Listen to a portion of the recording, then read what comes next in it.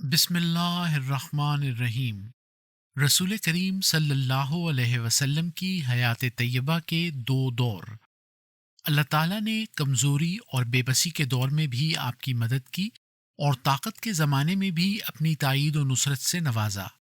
خطبہ جمعہ سیدنا حضرت خلیفۃ المسیح ثانی رضی اللہ تعالیٰ عنہ، فرمودہ 1 نومبر سن 1957، قسط نمبر دوم، آخری۔ جب نصر اللہ اور فتح کا زمانہ آیا تو کس طرح ابو سفیان کو خود اس کی لڑکی نے ذلیل کیا۔ اس کی لڑکی کی نظر میں رسول کریم صلی اللہ علیہ وسلم کی اتنی عزت اور عظمت تھی کہ اس نے یہ بھی پسند نہ کیا کہ جس چادر پر رسول کریم صلی اللہ علیہ وسلم بیٹھے تھے اس پر ابو سفیان بیٹھے۔ تسلسل کے لیے دیکھیں الفضل انٹرنیشنل، 21 ستمبر سن 2023۔ گزشتہ سے پیوستہ۔ ایک دفعہ آپ خانہ کعبہ میں نماز پڑھ رہے تھے کہ کفار نے اونٹ کی اوجڑی لا کر آپ کی گردن پر رکھ دی، اور اس کا بوجھ اتنا زیادہ تھا کہ آپ اس کی وجہ سے سجدے سے سر نہیں اٹھا سکتے تھے۔ جب زیادہ دیر ہو گئی تو کسی نے حضرت فاطمہ رضی اللہ تعالی عنہا کو اطلاع دی، اور وہ دوڑتی ہوئی آئیں اور بڑا زور لگا کر انہوں نے اس اوجڑی کو آپ کی گردن سے اتارا۔ پھر ایک دفعہ لوگوں نے آپ کے گلے میں پٹکا ڈال کر کھینچنا شروع کیا، یہاں تک کہ آپ کی آنکھیں باہر نکل آئیں۔ اتنے میں حضرت ابو بکر رضی اللہ تعالی عنہ کو خبر ہو گئی۔ وہ وہاں آئے اور انہوں نے آپ صلی اللہ علیہ وسلم کو چھڑایا اور کہا، اے ظالموں، تمہیں شرم نہیں آتی کہ تم اس شخص پر محض اس لیے ظلم کر رہے ہو کہ یہ کہتا ہے کہ میرا خدا ایک ہے؟ آخر اس نے کوئی چوری کی ہو، ڈاکہ مارا ہو یا قتل کیا ہو تو کوئی بات بھی تھی، لیکن خانہ کعبہ میں جو امن کی جگہ ہے تم نے اس شخص پر ظلم کیا ہے، اور تم اس کے گلے میں پٹکا ڈال کر کھینچ رہے ہو۔ اب تم سمجھ سکتے ہو کہ خانہ کعبہ میں جو کفار کے نزدیک بھی امن کی جگہ تھی، ایک شخص کے سر پر جبکہ وہ عبادت کر رہا ہو اونٹ کی اوجڑی لا کر رکھ دینا اور اس کے گلے میں پٹکا ڈالنا اسی وقت ہو سکتا ہے جب یہ سمجھا جائے کہ یہ شخص بالکل بے حیثیت ہے، ورنہ اگر وہ کسی کا رشتہ دار نہ بھی ہوتا تب بھی مکہ کے لوگ تلواریں لے کر آ جاتے اور کہتے کہ خانہ کعبہ کو امن حاصل ہے، تم کون ہوتے ہو کہ خانہ کعبہ میں آ کر اس طرح ظلم کرتے ہو؟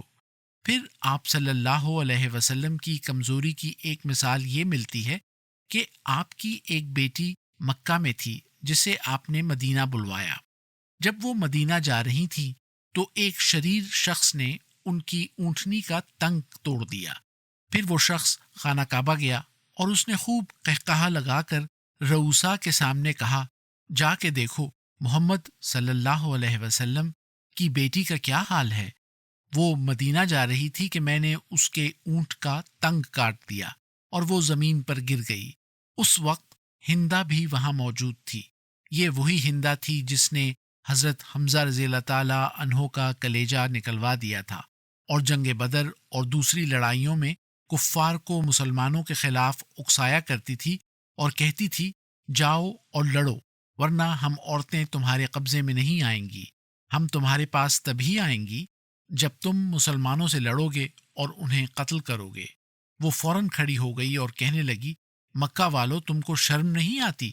تم وہ لوگ ہو جن کے باپ دادے اپنی بہادری پر فخر کیا کرتے تھے، اور اب تمہاری یہ حالت ہے کہ تم نے ایک ایسی عورت کے اونٹ کا تنگ کاٹ دیا جس کا باپ کئی 100 میل کے فاصلے پر تھا اور اس کو نیچے گرا دیا۔ تمہیں اس حرکت پر شرم کرنی چاہیے۔ اب اس واقعے کا ہونا بھی آپ صلی اللہ علیہ وسلم کی کمزوری کی وجہ سے ہی تھا، ورنہ بعد میں اللہ تعالیٰ نے جب آپ صلی اللہ علیہ وسلم کو طاقت دی تو آپ کے متبعین نے قیصر و کسریٰ کی حکومتوں تک کو پاش پاش کر دیا، اور قیصر و کسریٰ کے مقابلے میں مکہ والوں کی اتنی حیثیت بھی نہ تھی جتنی ایک نمبردار کے سامنے کسی چوڑے کی ہوتی ہے۔ بس ان کا مکہ میں ایسی حرکت کرنا، یعنی آپ کی بیٹی کی سواری کا تنگ کاٹ کر اسے نیچے گرا دینا، بتاتا ہے کہ وہ اس وقت محمد رسول اللہ صلی اللہ علیہ وسلم کو انتہائی بے کس اور بے بس سمجھتے تھے۔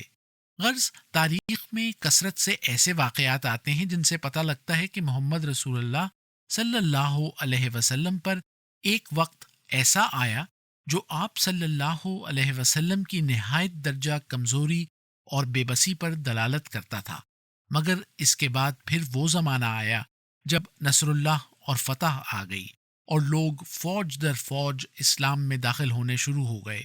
اس زمانے کی تاریخ کو جب ہم پڑھتے ہیں تو ہمیں پھر اور رنگ کے واقعات دکھائی دیتے ہیں۔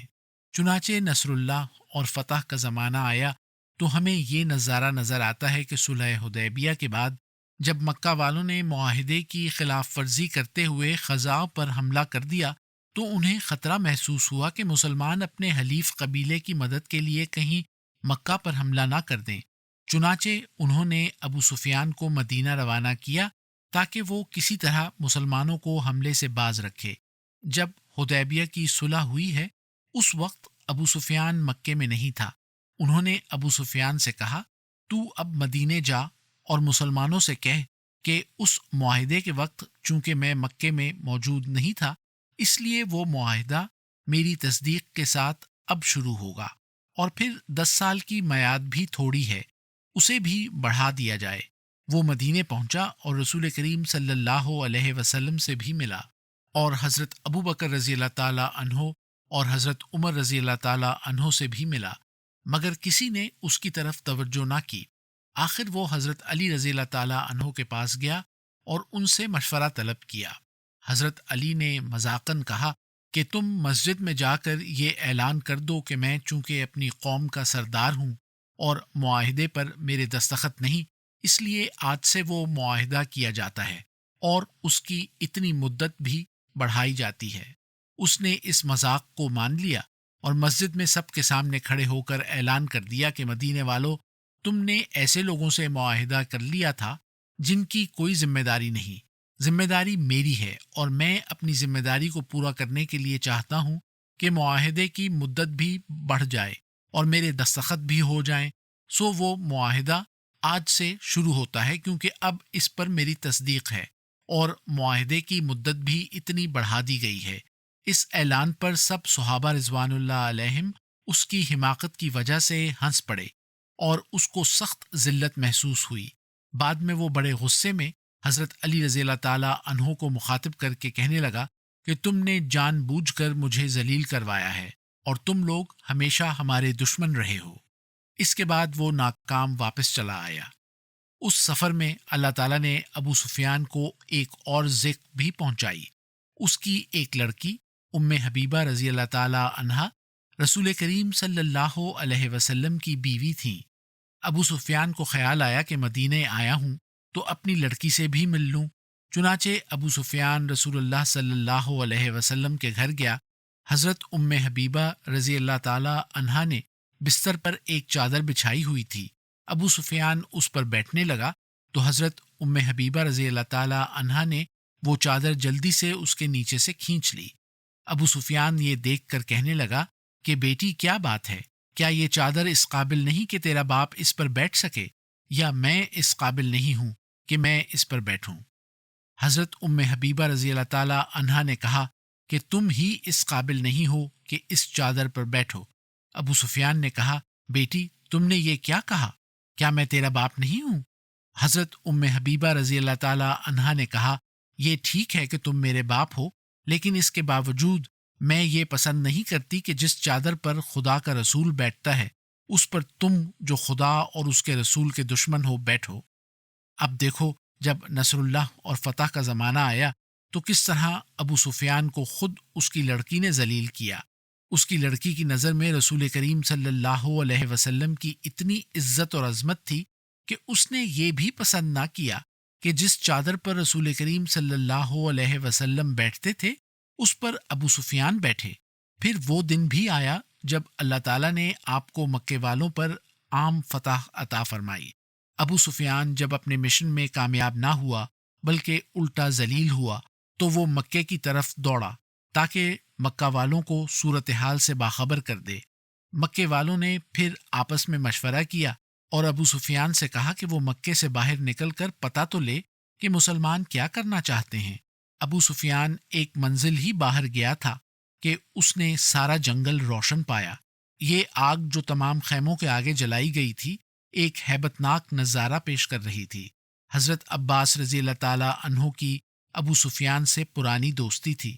انہوں نے ابو سفیان کو دیکھ لیا اور اسے آواز دے کر کہا، سامنے محمد رسول اللہ صلی اللہ علیہ وسلم کا لشکر خیمہ ڈالے پڑا ہے، جلدی سے میرے پیچھے سواری پر بیٹھ جاؤ اور رسول اللہ صلی اللہ علیہ وسلم کی خدمت میں چلو، کیونکہ حضرت عباس رضی اللہ تعالیٰ عنہ ڈرتے تھے کہ حضرت عمر رضی اللہ تعالیٰ عنہ پہرے پر مقرر ہیں، انہوں نے اسے دیکھ لیا تو وہ کہیں اسے قتل نہ کر دیں۔ چنانچہ ابو سفیان حضرت عباس رضی اللہ تعالیٰ عنہ کے پیچھے بیٹھ گیا اور وہ سواری کو ایڑ لگا کر رسول کریم صلی اللہ علیہ وسلم کی مجلس میں جا پہنچے اور ابو سفیان کو دھکا دے کر آگے کیا اور کہا، کم بخت آگے بڑھ اور بیعت لے۔ اس وقت دہشت اور خوف کی وجہ سے ابو سفیان سخت محبوط ہو چکا تھا۔ رسول کریم صلی اللہ علیہ وسلم نے اس کی یہ حالت دیکھی تو فرمایا، عباس، ابو سفیان کو اپنے ساتھ لے جاؤ اور رات کو اپنے پاس رکھو اور صبح میرے پاس لانا۔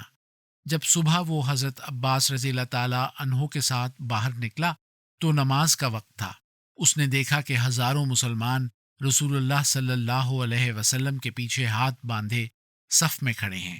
جب آپ صلی اللہ علیہ وسلم رکوع کرتے ہیں تو وہ سب کے سب رکوع کرتے ہیں، جب آپ سجدہ کرتے ہیں تو وہ سب کے سب آپ کے ساتھ سجدے میں چلے جاتے ہیں، پھر آپ سجدے سے سر اٹھاتے ہیں تو وہ بھی آپ کے ساتھ سر اٹھا لیتے ہیں، پھر آپ سجدے میں جاتے ہیں تو تمام لوگ آپ کے ساتھ سجدے میں چلے جاتے ہیں، پھر تشہد میں بیٹھتے ہیں تو تمام لوگ آپ کے ساتھ تشہد میں بیٹھ جاتے ہیں۔ ابو سفیان نے یہ نظارہ دیکھا تو اس نے خیال کیا کہ یہ سب کچھ اس کے مارنے کے لیے کیا جا رہا ہے۔ اس نے حضرت عباس رضی اللہ تعالیٰ عنہ سے ڈرتے ڈرتے پوچھا کہ عباس، یہ کیا ہو رہا ہے؟ کہیں میرے قتل کی تدبیر تو نہیں ہو رہی؟ حضرت عباس رضی اللہ تعالیٰ عنہ نے کہا کہ ابو سفیان، تیری کیا حیثیت ہے کہ 10,000 مسلمان تیرے لیے سازش کریں؟ یہ تو نماز ہو رہی ہے۔ ابو سفیان کہنے لگا، عباس رضی اللہ تعالیٰ عنہ، میں نے کسریٰ کا دربار بھی دیکھا ہے اور قیصر کا دربار بھی دیکھا ہے، لیکن میں نے ان کی رعیت کو بھی اس قسم کی اطاعت کرتے نہیں دیکھا جس قسم کی اطاعت یہ لوگ محمد رسول اللہ صلی اللہ علیہ وسلم کی کر رہے ہیں۔ یہ لوگ تو مکے والوں کو کھا جائیں گے۔ تم مجھے اجازت دو کہ میں واپس جا کر مکے والوں کو بتا دوں کہ کیا کچھ ہونے والا ہے، تاکہ وہ اپنے بچاؤ کی کوئی صورت کر لیں۔ پھر حضرت عباس رضی اللہ تعالیٰ عنہ اسے رسول کریم صلی اللہ علیہ وسلم کے پاس لے آئے۔ ابو سفیان آپ صلی اللہ علیہ وسلم سے کہنے لگا، محمد صلی اللہ علیہ وسلم، کیا یہ ہو سکتا ہے کہ کسی طرح مکے والے بچ جائیں؟ رسول کریم صلی اللہ علیہ وسلم نے فرمایا، ہاں، جو شخص خانہ کعبہ میں داخل ہو جائے وہ بچ جائے گا۔ ابو سفیان نے کہا، خانہ کعبہ تو بہت چھوٹی جگہ ہے، وہاں مکے والے تو نہیں آ سکیں گے۔ آپ نے فرمایا، اچھا، جو لوگ تیرے گھر میں داخل ہو جائیں گے وہ بھی بچائے جائیں گے۔ ابو سفیان نے کہا، یا رسول اللہ، میرا گھر بھی تو چھوٹا سا ہے، وہاں بھی ہر شخص پناہ نہیں لے سکے گا۔ آپ صلی اللہ علیہ وسلم نے فرمایا، جو شخص اپنے گھر کے دروازے بند کر لے گا اسے بھی کچھ نہیں کہا جائے گا۔ ابو سفیان نے کہا، یا رسول اللہ، اگر مکے والوں کو وقت پر یہ خبر نہ مل سکی تو وہ اپنے اپنے گھروں میں کیسے پہنچ سکیں گے؟ اس کے علاوہ بھی کوئی رعایت ہونی چاہیے۔